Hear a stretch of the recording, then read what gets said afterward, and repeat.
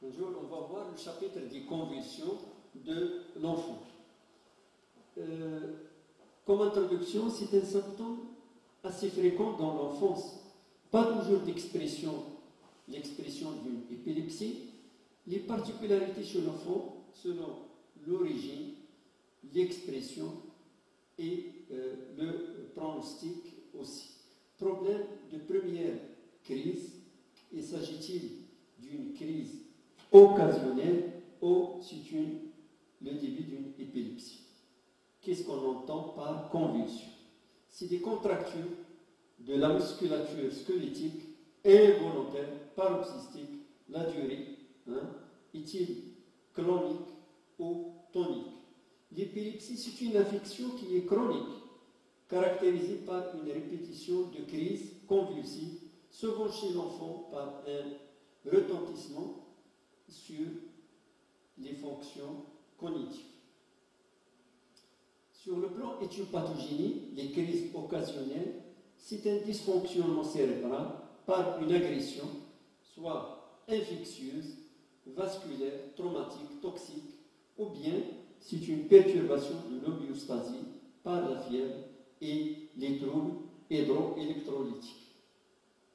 L'éthiopathogénie de l'épilepsie, c'est une synchronisation excessive de population neuronale du cerveau. Les conséquences des crises convulsives, on a une potentialisation à long terme, une croissance axonale, circuit aberrant, synapse excitatrice, le risque de nécrose neuronale en rapport avec la cause de la crise et avec la crise elle-même, des œdèmes cérébrales, des lésions temporales internes. Sur le plan épidémiologique, chez le nouveau-né est différent chez le nourrisson et le grand enfant. Chez le nouveau-né, il est de l'ordre de 4,2 à 12 pour 1000. Dans la majorité des cas, en rapport avec les lésions cérébrales, et dans 15% des cas, elle est idiopathique. Chez le nourrisson, il est de 3 à 8% des enfants, moins de 5 ans. 2 tiers des crises, c'est l'âge des convulsions fébriles. Les 30% débutent des épilepsies chez le nourrisson avant 1 an et 70% débutent avant 5 ans. Chez le grand d'enfant, il s'agit souvent de crises occasionnelles exceptionnelles. La description clinique, comment elle est faite chez le nouveau-né, 5 types de principaux qu'on note chez le nouveau-né, soit des crises cloniques, multifocales, erratiques, soit des crises cloniques partielles et focales, soit des crises généralisées toniques, ou bien des crises myocloniques massives, ou bien des crises atypiques, un type de déviation des yeux, mâchonnement, phénomène vasomoteur, rien que de changement de couleur, parfois chez le nouveau-né, parfois c'est des apnées. Chez le nourrisson, la description clinique pour les crises généralisées, soit des crises cloniques qui sont les plus fréquentes, bref, spasmes toniques suivis de mouvements cloniques bilatéraux et généralisés, soit des crises toniques, pleurales, avec des lésions cérébrales sous-jacentes, des accès toniques prolongés au niveau de l'axe et des racines. Chez le nourrisson, on a vu les crises généralisées, parfois pour les crises unilatérales, souvent cloniques, durée parfois longue, sous forme d'hémiplégie secondaire, transitoire ou définitive. L'état de mal convulsif, on pratique toute crise qui dure plus de 30 minutes, c'est des crises répétées sans récupération de la conscience dans l'intervalle des crises, c'est des crises généralisées ou localisées avec le risque de séquelles post-critiques. Et donc, toujours dans le cadre du diagnostic positif qui passe par l'interrogatoire, la description clinique de la crise et l'examen complet neurologique. Donc, l'interrogatoire, il faut chercher les antécédents, les facteurs déclenchants, le développement psychomoteur, il faut l'évaluer et chercher est-ce qu'il y a une pathologie familiale. Pour la description de la crise, est-il fébrile ou non? Le type de la crise, des convulsions toniques, cloniques, est-ce qu'il y a un déficit post-critique, la durée de la crise, la fréquence et la réponse ou non au traitement. Et donc, bien sûr, il faut un examen par la suite pour arriver au diagnostic, un examen neurologique complet. Est-il normal ou anormal?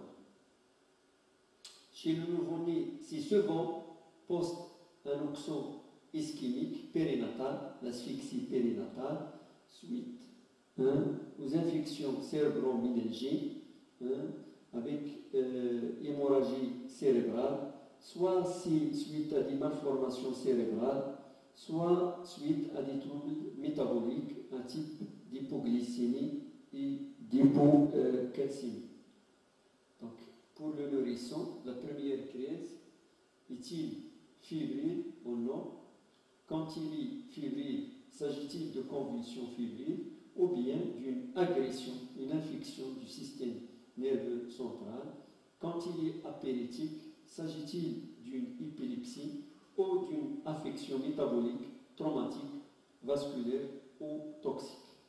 Voilà ici les causes urgentes et curables à éliminer d'abord. S'agit-il d'une infection, d'un traumatisme, d'une prise de toxique, une cause métabolique ou autre type d'hypertension artérielle? Et donc, attention, se méfier aux causes urgentes et graves atteintes de méningite et d'hématome sudoreux.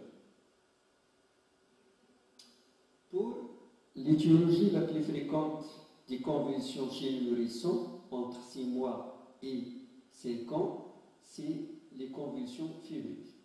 On va voir, il s'agit d'une crise, comme on a dit, qui apparaît entre 6 mois et 5 ans, l'association d'une fièvre, et qui est non due à une infection cérébro-méningique, et absence de crise antérieure dans un contexte apéritique. C'est un problème neurologique qui est fréquent en pédiatrie chez 5% des enfants entre 9 mois et 5 ans. Souvent, il est bilatéral. La crise convulsive, il est du type clonique, tonico-clonique, avec un risque de récurrence. Il y a des crises simples et compliquées. C'est ce qu'on voit sur ce tableau. La différence entre convulsions fébriles simples et compliquées, l'âge, quand il est supérieur à 12 mois, il est simple.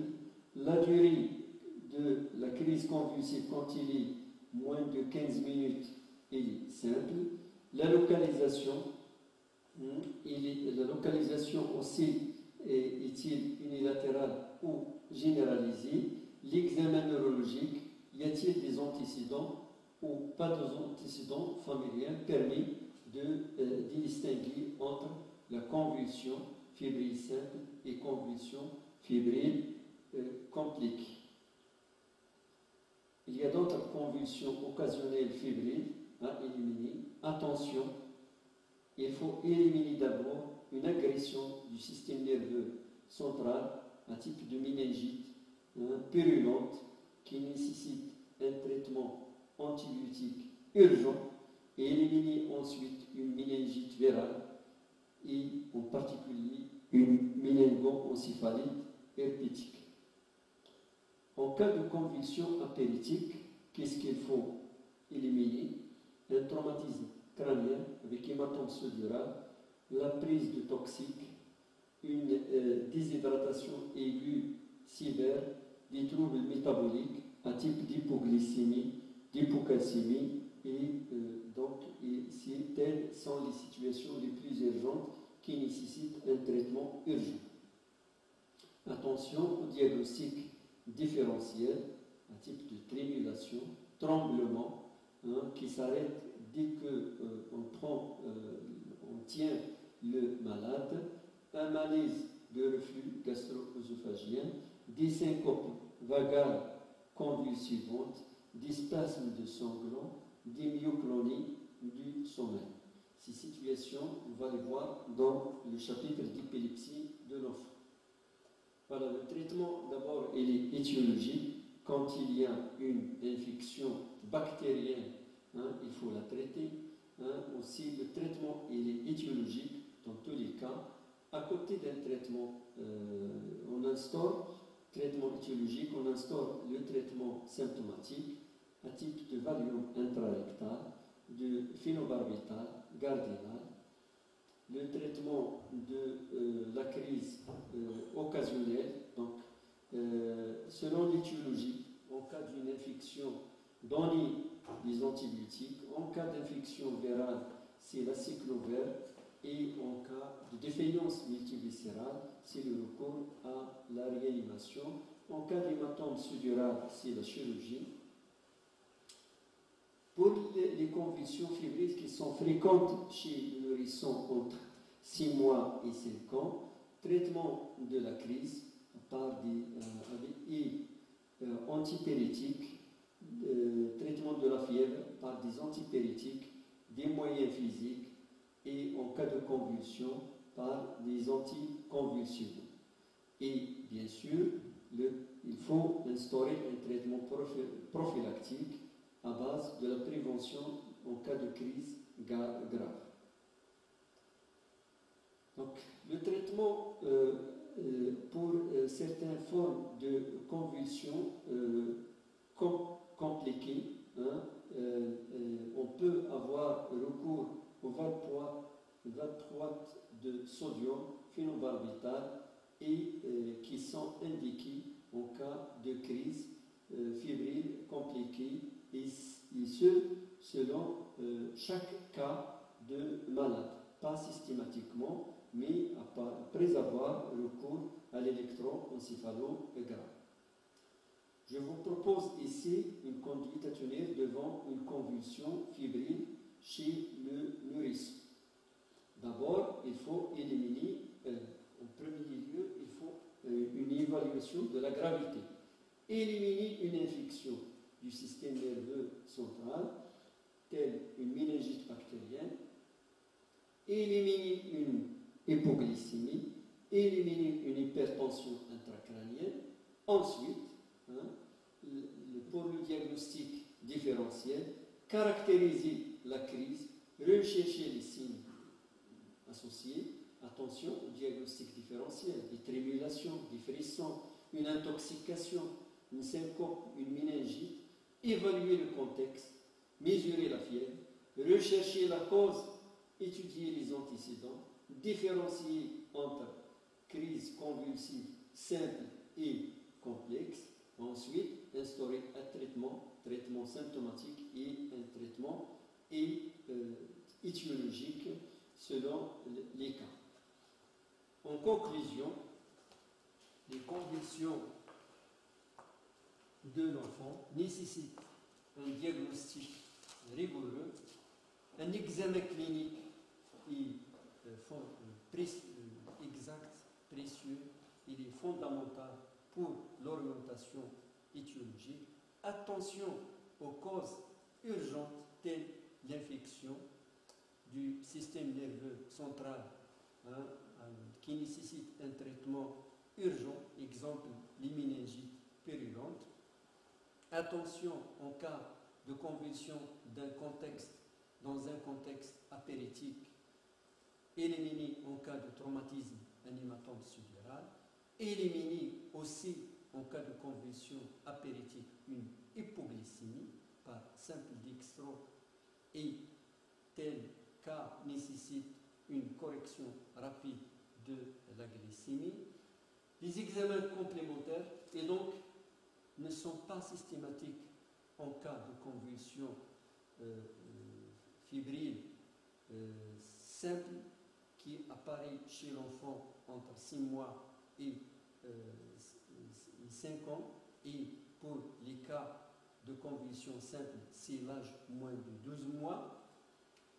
Et ce qui est important, c'est l'information et l'éducation des familles, en particulier sur la conduite à tenir en cas de fièvre. Je vous remercie.